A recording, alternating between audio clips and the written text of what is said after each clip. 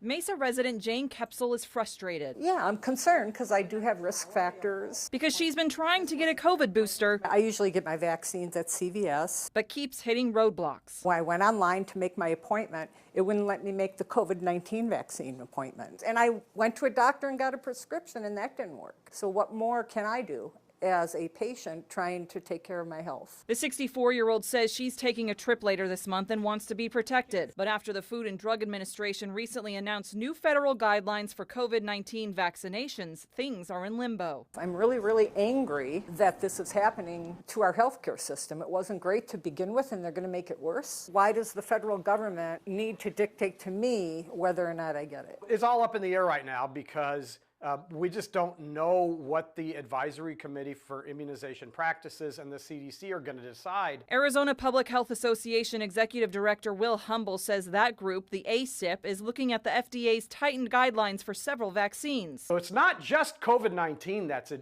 vaccine that's at risk. It's the MMRV vaccine, it's the human papilloma virus, HPV vaccine, and others. The uncertainty comes because many members of that group were recently replaced by Health and Human Services Secretary RFK Jr. This new committee of people, many of whom are anti-vaccine and anti-evidence, that's what's the real risk, is that the members of this committee are very different from the evidence-based academic type folks that have been on this committee for so many decades. The FDA recommends those 65 and up, as well as adults and children with underlying health issues, get the booster. Still, it raises questions about insurance coverage and if prescriptions will be needed. Humble says only time will tell. What they do in a couple of weeks will directly determine whether viewers that are watching this are going to be able to get the vaccine this fall for COVID-19 or not, and maybe even some of the childhood vaccines. As for Kepsel, do I cancel my trip? What do I do at this point?